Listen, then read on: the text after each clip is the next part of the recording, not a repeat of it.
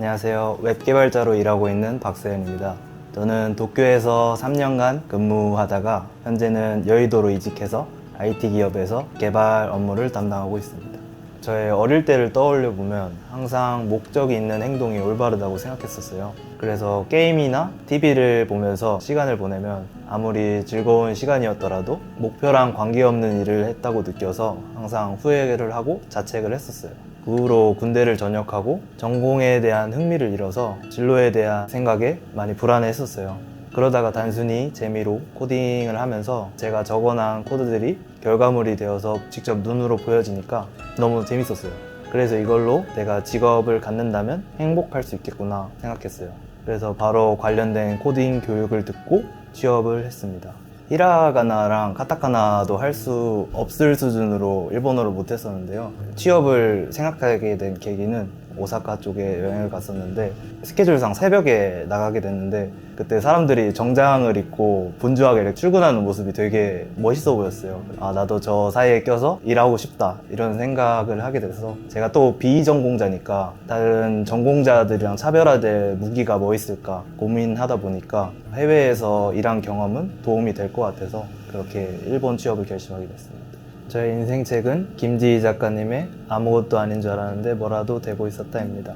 이 책은 제가 한창 코딩 공부할 때 읽었었는데요. 제목부터 제 삶에서 느낀 점을 말해주고 있는 것 같았어요. 뭐를 하든지 목적이 있어야 한다고 고집하던 제가 단순히 의미 없이 재미로 코딩하던 것으로 취업을 했다는 게 진짜 아무것도 아닌 줄 알았는데 뭐라도 되고 있다는 삶 같았어요. 그래서 그런지 책을 읽으면서 많이 공감을 하면서 읽었고 표현되지 않던 저의 생각들을 정리해주는 느낌이 들어서 재미있게 끝까지 다 읽었습니다. 개발을 하다 보면 다양한 툴들을 사용해서 편하게 개발을 할 수 있게끔 하는데요. 이 책에서는 인생에 적용할 만한 그런 툴들과 같은 역할을 하고 있다고 느꼈어요. 그 중에 기억나는 게 자랑하고 싶을 때는 덕분에라는 표현을 쓰자라는 내용이었어요. 우리가 가끔씩 어떤 거를 이뤄냈을 때 지인들한테 자랑하고 싶은 순간이 생기잖아요. 근데 이걸 막상 지인한테 말하자니 잘난 체 하는 것 같고 말 안 하자니 나의 가치를 인정 못 받는 것 같아서 아쉽고 이런 상충된 감정을 해결해 주는 게 책에서는 덕분에 라는 표현을 쓰라고 말해주고 있어요. 너 덕분에 나 이런 거 해냈어 고마워 이런 식으로요. 존중이 깃든 자뻑은 언제나 환영받거든요. 이 책은 목적 의식에 쫓기는 사람들에게 추천하고 싶어요.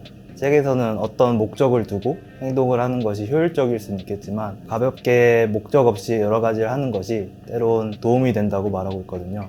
실제로 저 또한 목적의식에 쫓기는 사람 중에 하나였는데 이 책을 읽고 많은 것을 느꼈고 태도가 변했습니다. 가볍게 취미생활을 하거나 의미 없이 하루를 보내도 불안감이 없어졌어요. 그래서 제가 좋아하는 사진 찍기, 영화 보기, 여행하기 이런 것들을 하더라도 뭐라도 되고 있겠지 싶은 생각이 들게 되었습니다. 나에게 책이란 안식처이다. 투장 안쪽에는 관람객들이 보이지 않는 소가 안전하다고 느끼는 공간이 있다고 해요. 스페인어로 퀘렌시아라고 하는데 저에게 있어서 책이 그런 공간이 되어주고 있는 것 같아요.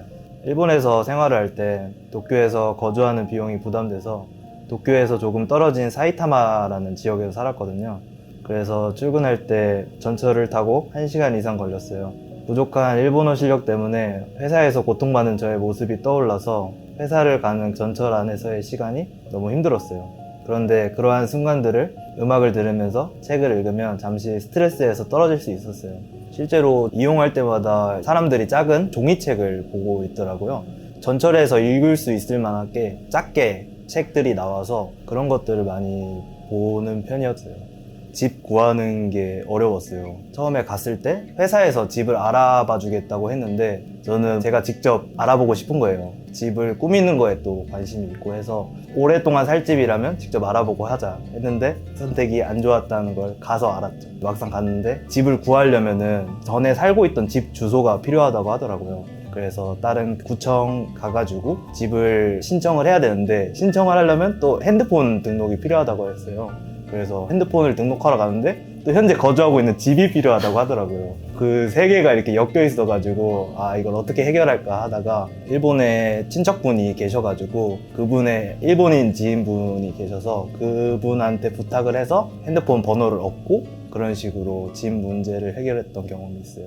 그때도 집 구하면서 부동산 근무하시는 분들한테 제가 일본어가 부족하니까 일본어 관련된 말실수도 많이 했고, 예를 들면 카와이라는 표현이 있잖아요. 보통 표현에 소우라는 표현을 붙이면은 그런 것 같다라는 표현이 되는데, 유독 카와이에다가 소우를 붙이면은 불쌍하다는 표현이 되는 거예요.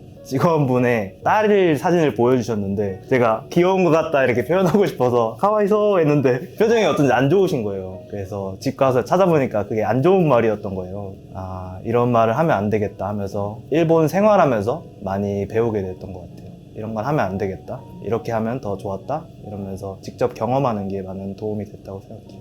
제가 기억에 남는 구절은 류시와 시인의 새는 날아가면서 뒤돌아보지 않는다라는 책에서 시인이 될 수 없다면 시가 되라 라는 구절인데요. 저는 이 구절을 평범할 일상에서 아름다움을 찾자라고 받아들였어요. 반복되는 일상 속에서도 우리가 놓친 멋진 순간들이 분명 많을 거예요. 그래서 저는 그걸 의식적으로 찾으려고 노력을 하게 되었습니다.